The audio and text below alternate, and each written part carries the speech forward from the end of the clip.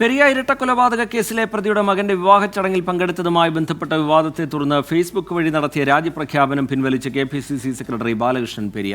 നാളെ മാധ്യമങ്ങളെ കണ്ട ശേഷം രാജിവെക്കുമെന്നായിരുന്നു ഫേസ്ബുക്ക് പോസ്റ്റ്. അരുൺ പാറയ്ക്കൽ ചേരുന്നുണ്ട് വിവരങ്ങളുമായി. അരുൺ, വിവരങ്ങൾ എന്താണ്? ഒരു മണിക്കൂർ മുൻപാണ് ഇതുമായി ബന്ധപ്പെട്ട രാജ്മോഹൻ ഉണ്ണിത്താൻ എംപിക്കെതിരെ ഗുരുതര ആരോപണവുമായി KPCC സെക്രട്ടറി ബാലകൃഷ്ണൻ പെരിയ ഫേസ്ബുക്കിൽ പോസ്റ്റ് ഇട്ടത്. പെരിയ കൊലപാതക കേസിലെ പ്രതി മണികണ്ഠനുമായി രാജ്മോഹൻ ഉണ്ണിത്താൻ രാത്രിയുടെ മറവിൽ സൗഹൃദം പുലർത്തി. ഈ പെരിയ കൊലപാതക കേസുമായി ബന്ധപ്പെട്ട് ഈ കേസിൽ നടത്തുന്നതിന് വേണ്ടി 1000 രൂപ പോലും ഇദ്ദേഹം ചെലവാക്കിയില്ല. മാത്രമല്ല ഉദുമ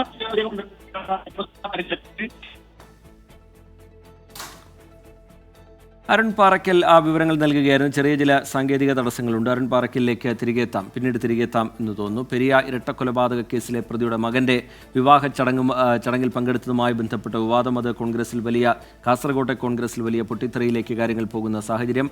തുടർന്ന് ഫേസ്ബുക്ക് വഴി നടത്തിയ രാജിപ്രഖ്യാപനം, ബാലകൃഷ്ണൻ പെരിയയുടെ ഭാഗത്തു നിന്ന് നടന്ന രാജിപ്രഖ്യാപനം അതിപ്പോൾ പിൻവലിക്കുന്നു ബാലകൃഷ്ണൻ പെരിയ.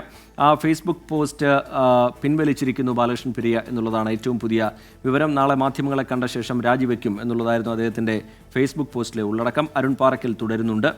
അരുൺ, തുടരാമരുൺ. ഒരു മണിക്കൂർ മുമ്പാണ് രാജ്യഭീഷണിയുമായി KPCC സെക്രട്ടറി ബാലകൃഷ്ണൻ പെരിയ ഫേസ്ബുക്കിലൂടെ രംഗത്തെത്തിയത്. രാജ്മോഹൻ ഉണ്ണിത്താൻ എംപിക്കെതിരെ ഗുരുതര ആരോപണം അദ്ദേഹം ഫേസ്ബുക്കിലൂടെ പങ്കുവച്ചിരുന്നു. പെരിയ കൊലപാതക കേസിലെ പ്രതി മണികണ്ഠനുമായി രാത്രിയുടെ മറവിൽ രാജ്മോഹൻ ഉണ്ണിത്താൻ സൗഹൃദം പുലർത്തി. ഉദുമ മണ്ഡലത്തിൽ നടന്ന നിയമസഭാ തെരഞ്ഞെടുപ്പിൽ ബാലകൃഷ്ണൻ പെരിയയെ തോൽപ്പിക്കാൻ ഈ പ്രതികളുമായി കൂട്ടുകച്ചവടം നടത്തി എന്ന തരത്തിലുള്ള ഗുരുതരമായ ആരോപണങ്ങൾ ഉണ്ടായിരുന്നു. ഒപ്പം നാളെ രാജിവെക്കുമെന്ന് അദ്ദേഹം അറിയിച്ചിരുന്നു. നാളെ 11 മണിക്ക് മാധ്യമങ്ങളെ കാണും, തുടർന്ന് രാജിവെക്കുമെന്നായിരുന്നു അറിയിച്ചത്. എന്നാൽ ഈ വിഷയം വിവാദമായി അദ്ദേഹത്തിന് സമ്മർദ്ദം രൂക്ഷം. അതായത് പാർട്ടിക്കുള്ളിൽ നിന്ന് മുതിർന്ന നേതാക്കൾ ഉൾപ്പെടെ ബാലകൃഷ്ണൻ പെരിയയെ ഈ പോസ്റ്റ് പിൻവലിക്കുന്നതുമായി ബന്ധപ്പെട്ട് വിളിച്ചു എന്നാണ് മനസ്സിലാക്കാൻ സാധിക്കുന്നത്. ഇതിനെ തുടർന്നാണ് ഇപ്പോൾ ബാലകൃഷ്ണൻ പെരിയ ഫേസ്ബുക്കിൽ നിന്ന് ഈ പോസ്റ്റ് പിൻവലിച്ചിരിക്കുന്നു. നാളെ രാജിവെക്കുമോ എന്ന കാര്യത്തിൽ അദ്ദേഹം ഒരു അന്തിമ നിലപാടിലേക്ക് ഇപ്പോൾ എത്തിയിട്ടില്ല. ഈ ഫേസ്ബുക്ക് പോസ്റ്റ് പിൻവലിച്ചിരിക്കുന്നു എന്നാണ് നമുക്ക് മനസ്സിലാക്കാൻ സാധിക്കുന്നത്. ശരി, അരുൺ പാറയ്ക്കൽ കാസർഗോഡ് നിന്ന് വിവരങ്ങൾ നൽകുകയായിരുന്നു.